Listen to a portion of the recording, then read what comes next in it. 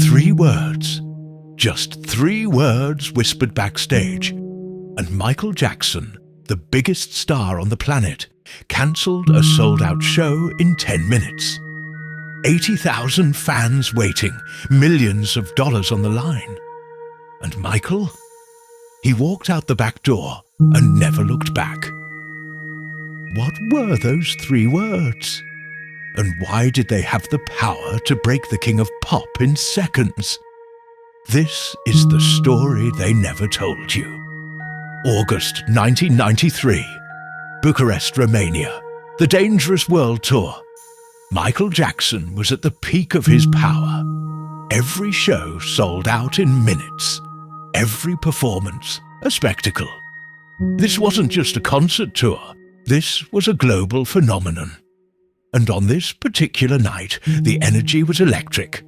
The stadium was packed. Security teams were in position. The band was warming up. And Michael was in his dressing room, preparing for what was supposed to be the performance of a lifetime. But something was different that night. The people who were there, his security, his dancers, his closest team members, they all said the same thing. Michael seemed off, distracted, nervous. Michael Jackson, the man who lived for the stage, the man who was more comfortable in front of 80,000 people than he was in a quiet room, was pacing, checking his watch, looking at the door, like he was expecting something or someone. His longtime bodyguard, a man who had been with him for years and knew his moods better than anyone, later described the scene. Michael was already in full costume. The black jacket, the white glove, the fedora sitting on the counter. He should have been ready, excited. But instead, he kept asking, "Who's out there? Is everyone cleared? Did we check the VIP passes?" Over and over, like he was afraid. And Michael Jackson didn't get afraid easily. Not of crowds, not of pressure. But that night, he was scared. Then, 10 minutes before showtime, there was a knock on the door.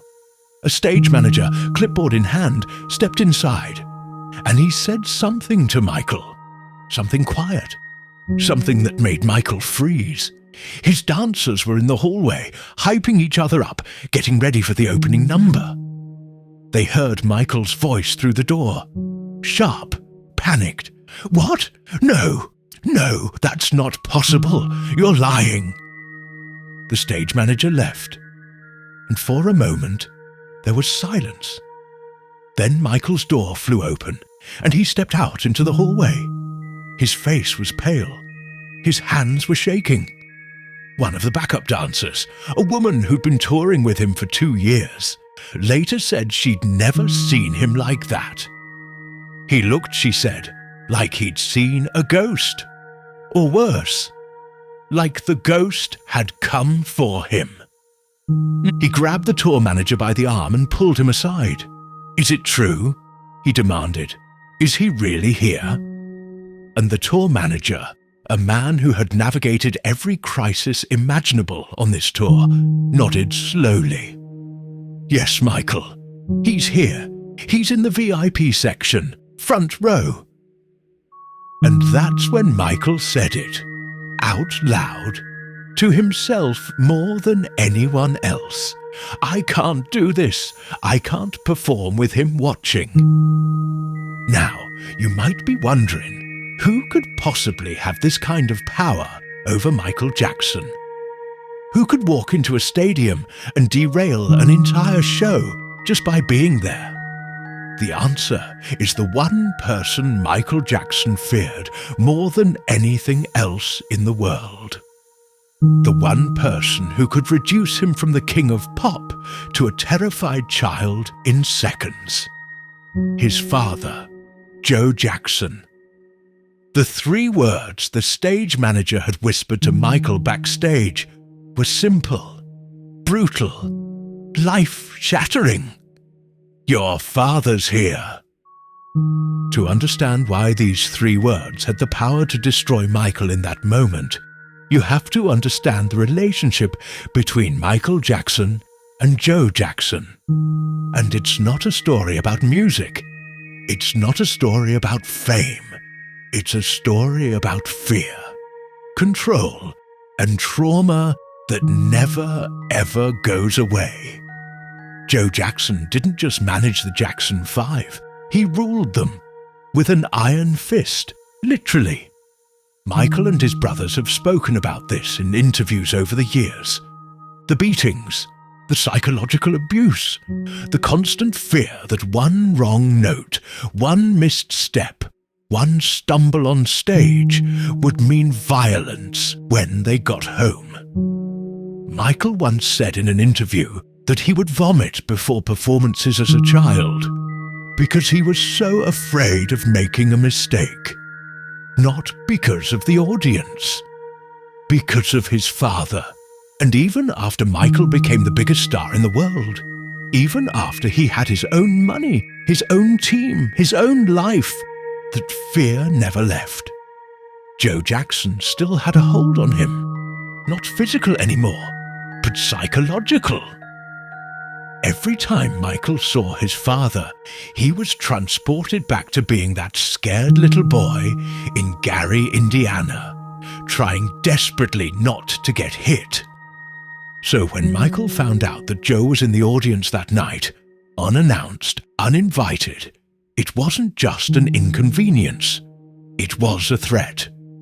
Because Joe didn't just come to watch. He came to judge, to criticize, to remind Michael that no matter how big he got, no matter how many records he sold, he would never be good enough. Not for Joe. Michael's tour manager tried to calm him down. Michael, you don't have to acknowledge him. You don't even have to look at him. Just do the show. The fans are waiting. But Michael shook his head. You don't understand, he said.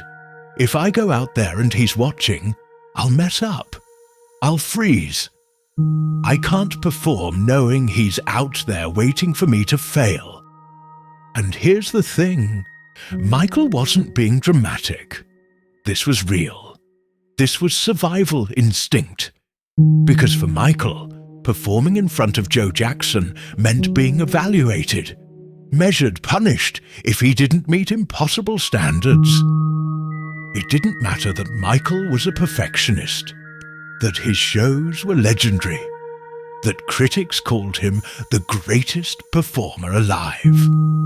Because in Michael's mind, when Joe Jackson was watching, nothing he did would ever be good enough. The tour manager made a call. He suggested having security quietly remove Joe from the VIP section, but Michael said no. If you do that, he'll make it a story. He'll go to the press. He'll say I'm ungrateful, that I turned my back on my own father.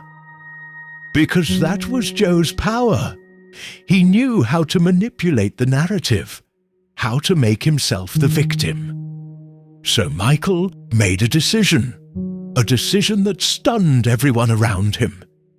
He looked at his tour manager and said, "Cancel the show. Michael, we can't just cancel it now. I'm not going on." And just like that, 10 minutes before the biggest show of the tour, Michael Jackson walked out of the venue through a back exit, got into a car, and disappeared into the night. 80,000 fans were told there was a technical malfunction. A refund would be issued.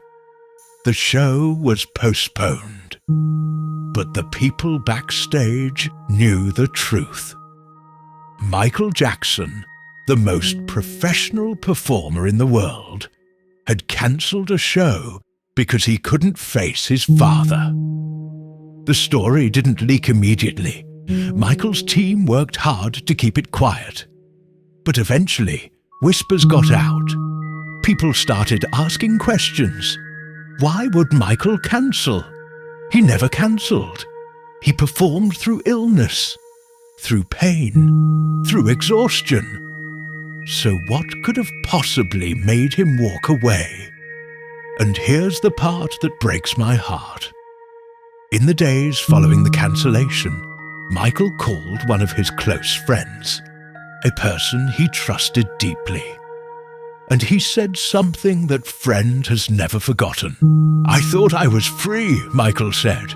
"I thought once I got big enough, famous enough, rich enough, he couldn't hurt me anymore. But he can.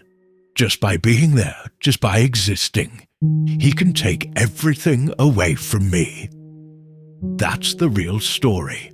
Not about a diva throwing a tantrum, not about a celebrity being difficult.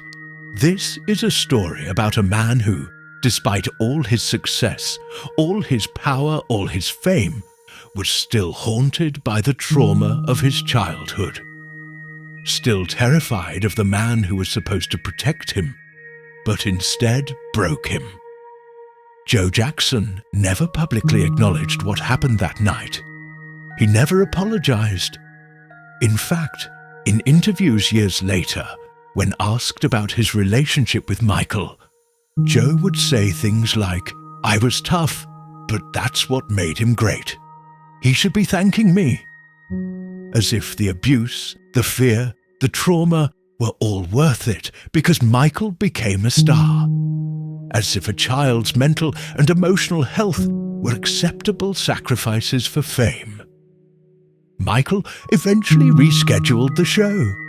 He performed in Bucharest a week later, and by all accounts it was incredible.